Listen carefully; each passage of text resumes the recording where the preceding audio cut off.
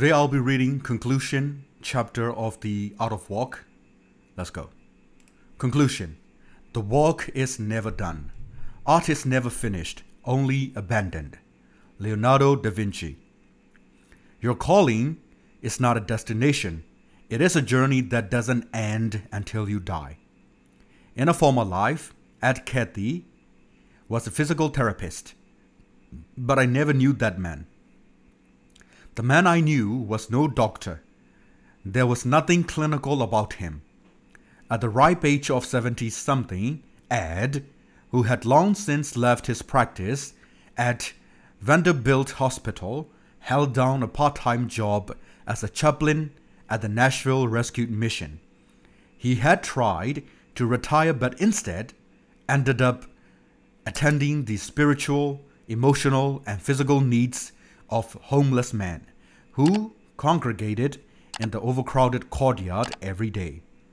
To be honest, Ed looked out of place. A clean-cut African-American gentleman from Chicago who spoke the most proper English I'd ever heard didn't quite blend in with the roughneck crowd of drug addicts, disabled veterans, and thugs you encountered on a daily basis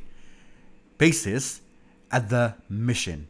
Always wearing neatly pressed down button shirts, tucked tightly into well-ironed slacks, he was the picture of elegance and grace, which contrasted with the drunken shouts and raucous hollering often echoing through the concrete walls of the mission.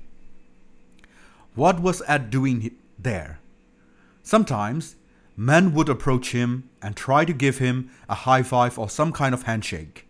Ed would have none of that. He always returned such gestures with an awkward smile and polite nod, followed by a pat on the shoulder. I never knew why he did this, but suspected it was because he couldn't relate, and maybe because he wanted more for those men than their loud greetings and macho handshakes. "Thanks, son," he would say, often squeezing their arms and then moving on. Sometimes they would retort sarcastically, "I'm not your son," but often I would see the men's gazes soften as they stared into Ed's warm eyes. I wondered if anyone had ever called them that before. Later, he told me that for some, he was the only father they ever knew. Ed ended up at the mission and had been working there for nearly 15 years, not because he had a passion for the poor or because he had any particular burden for the homeless. In fact, he told me this was the last place he ever thought he'd end up. But he had a friend on the board who invited him to visit the mission one day. After touring the facilities, Ed was asked if he would consider becoming a chaplain at the mission. After some hesitation, he relented, agreeing to work there a few days a week, counseling and praying with men who were struggling to escape their situations. Ed had worked hard to build a life for himself, a fact in which he seemed to have just the right amount of pride. He had disciplined himself to rise above what was expected of him at a time, one black man, one given many options to succeed. And here he was, back in the kind of people he had tried not to be like his whole life. It was humbling, I'm sure. To be honest, I probably judged Ed a little.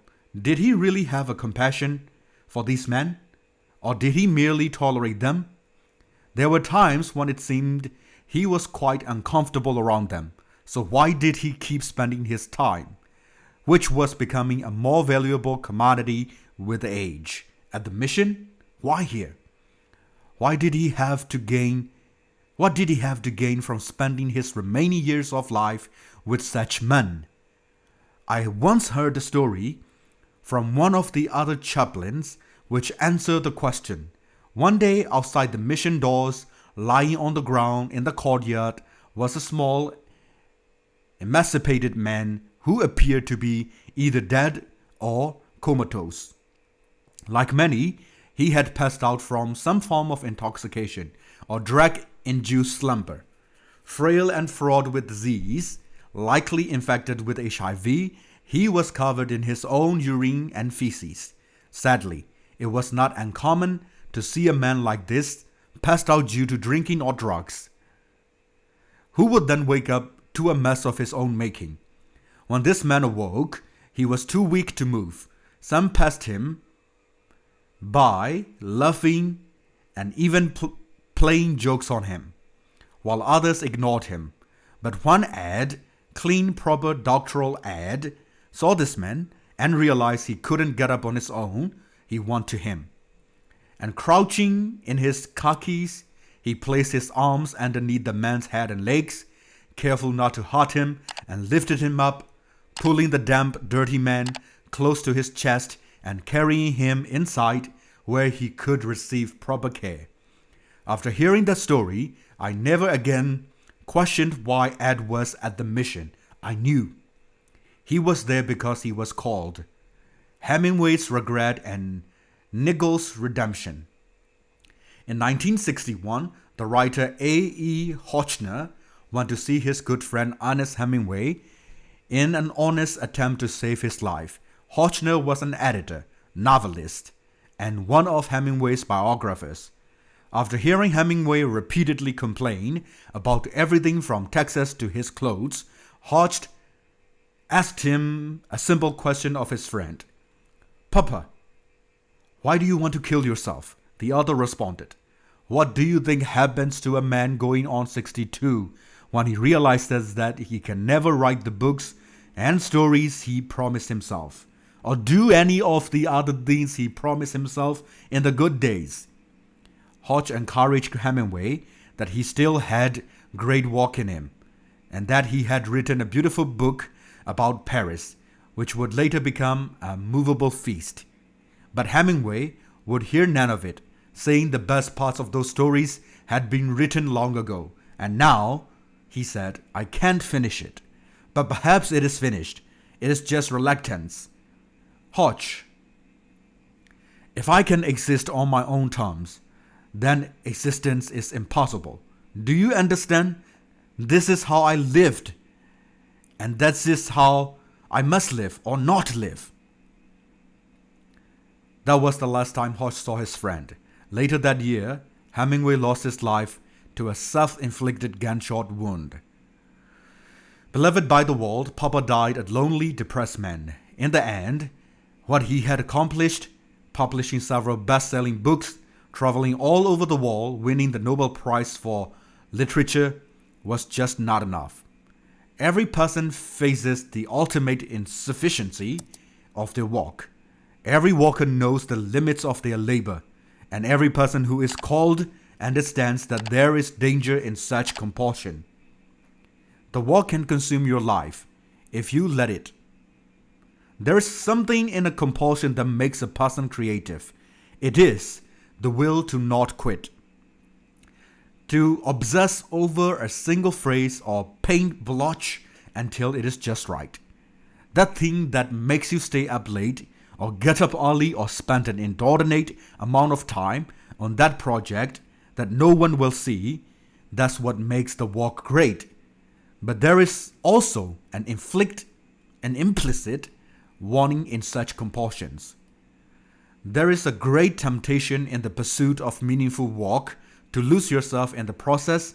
That's what an addiction promises: total annihilation of self. You begin to no longer be able to dissociate yourself from what you have created. And this is dangerous territory. The real job in the work we do is to understand this temptation and use it to our advantage. Every compulsion is not a calling, but your life's work may begin with the prompting so strong it borders on obsession. What you must do is learn to temper it, to live in the tension of being driven without driving yourself mad, to master the craft so it doesn't master you.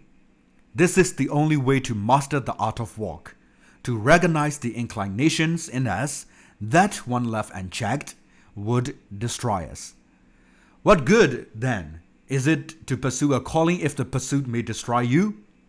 How do we balance this tension between the ceaseless call of work and life itself.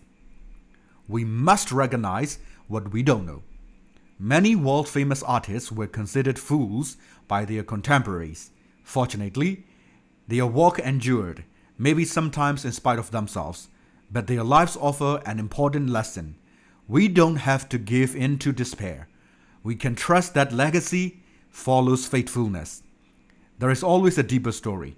During the Second World War, British author J.R.R. Tolkien, who would go on to write one of the greatest fantasy novels of the 20th century, was contemplating death. Would he live through such turbulent times or die in the middle of completing his life's work? He didn't know, and the possibility of not completing such a task haunted him. To process his fears, Tolkien wrote a short story about a man named Nigel. Nigel was an artist who was always getting distracted from his work. Neighbors and friends would ask favors of him constantly, and as he neared the date for his long journey, a metaphor for death, he worried he might never finish his greatest work, a painting of a tree. When it came time for his departure, the artist looked at his painting and, as he feared, saw an unfinished work. Nothing but a small leaf and a few details. The majority of the painting he hoped would someday happen never did. We all can relate to such regret, the pain of leaving some projects undone, fearing we will never return to them. But there is an interesting twist at the end of Tolkien's story. When Nigel completes his journey and enters the afterlife, he sees something he can't believe. Sitting there in all the glory he imagined is the tree he never finished. The work that was not completed in this life was finished in the next. Many of us fear what Hemingway feared, that we will die with important work still left in us. We all die and finish symphonies. A friend told me one morning after breakfast, he was telling me about his dad who, on his deathbed, made a heartfelt attempt to repent for a lifetime of abuse. It wasn't enough for my friend, nor should it have been. But he realized in that moment that he had to let it go anyway. He had to be okay with the lack of resolution, at least in this life. Nigel learned the same thing. When it comes to your work, there will always be things that you won't accomplish. This is the work of an artist who bravely steps into their field with bold aspirations while recognizing that work will never be finished. To paraphrase Leonardo da Vinci, we can never complete the task. We only abandon it. The challenge for many artists, any artist, and we are all creating something on the canvas of our lives, is to do our work well while letting go of the result. If we don't do this, we may very well drive ourselves and those around us crazy. And that's the real tragedy. Not that we leave this world with work unfinished, but that the work robs us of the life we could have lived. The right choice isn't to retire. To simply settle in and invite death. It's not to work hard and passionately, but acknowledge the limitations of what one life is capable of. The message of your deathbed. Albert Einstein on his deathbed asked for his glasses so he could continue working on a project he believed would be his greatest work of all. He was not interested in mere phenomena anymore. He wanted, as he put it, to know God's thoughts. Everything else was details. This theory of everything as it came to be known was based on Einstein's belief that physics was an expression of the divine. He believed there was an explanation for everything, that God did not create chaos but order. He spent 30 years on his project, working on it until the very last day of his life. What we learn from Einstein and Hemingway is that a healthy fear of death drives a person to continue creating until the very end. But with that fear must come the acceptance that even your life's work will in some ways remain unfinished. Why is that? Why is this, and what do we do with such a humbling reality? Perhaps one of the proudest achievements in my life is that I was a part of the very first honor code at my college. Founded in 1843, Illinois College had never had an official honor code, a formal document of ethics and academics performance. Such documents were popular in most Ivy League schools, but our small liberal arts school lacked one. After a professor proposed the idea to the student body government, I realized why our school had never had an honor code. It wasn't for lack of trying. A faculty member gave me a list of students who had attempted to initiate the very thing I was in charge of, and I followed up with each of them. One was a woman who had tried to create a student honor code more than a decade before. Emailing her, I asked for context. She told me that it never happened because there was just too much red tape. To me, that sounded like a dare. For the next year and a half, my friend Dan and I endeavored to do what this young woman didn't, and perhaps couldn't do. Little did I know how right she was. After drafting dozens of versions of the document, constantly having to change things to appease students, faculty, and staff, I was ready to give up. There was no way to please everyone, and without being able to do that, I was confident we wouldn't be able to garner enough support to pass the document. Still, we tried. We lobbied the student body, wrote articles in the school newspaper, and met with any professor or administrator who would listen. And on the last day of classes, during our senior year, we submitted our proposal to the faculty for a vote. There was a majority vote. If there was a majority vote, the honor code would be instituted. Waiting outside the lecture hall after delivering an impassioned speech about why we needed such a document, I tried to listen to what the results of the vote were. A minute later, the meeting was adjourned and 100 professors exited the hall. As one economist professor who had been a proponent of the code passed me, he turned around and not so discreetly winked at me. I sighed. We had done it. But the walk was far from over. All we had done was take a theory and make it official. Now the code had to be enacted. Committees would have to be formed and processes would have to be tested. I had no choice but to pass the baton to another student, a sophomore named Josh, who was passionate about our school and respecting the honorable tradition on which it was founded. It may have been one of the champions for the honor code, but Josh and his classmates completed the task. Recently, I reconnected with Ed Cathy. He was working at another nearby rescue mission as the board director.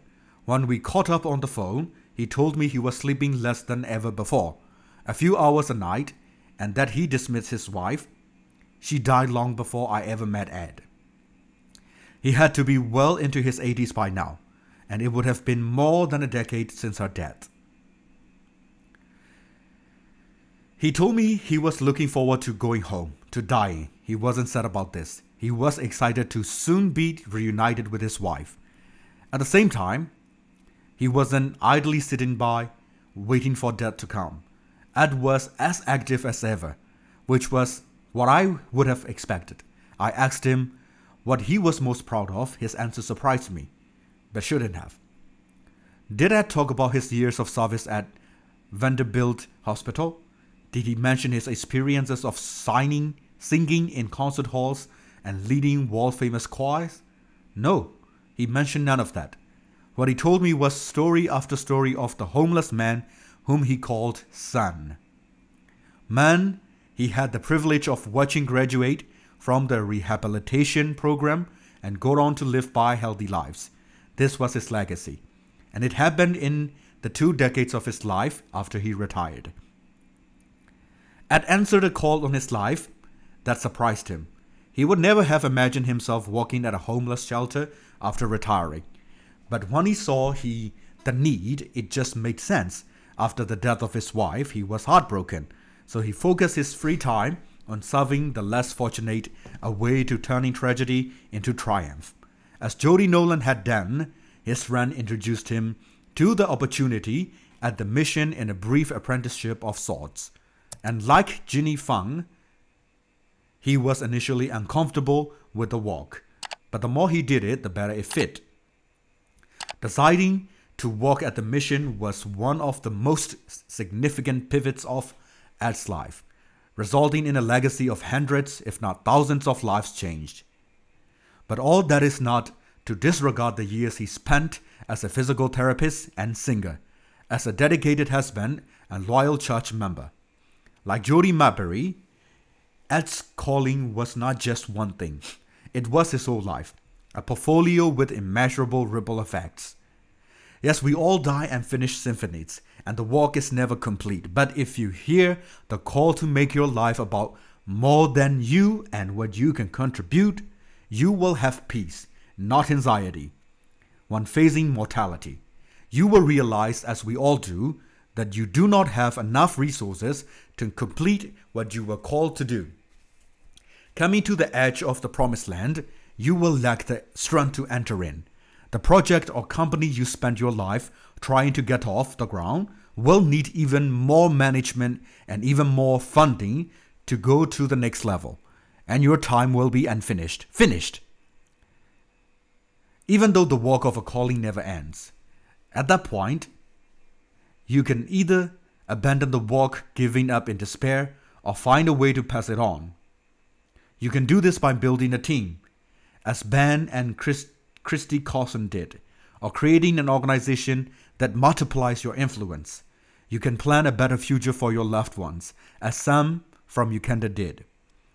When we share our life's walk, when we accept that we are not done until we are dead, we not only realize our own potential, but we also help others to do the same. Because in the end, success isn't so much what you do with your life, it's what you leave behind, which may be what a calling is all about, leaving a legacy that matters. Dear reader, thank you for joining me through this journey of vocation. My hope is that by now, these stories have inspired and encouraged you to find your own calling, and that you are already on your way. I'd love for you to visit outofwalkbook.com and share your story there, as well as use the resources available.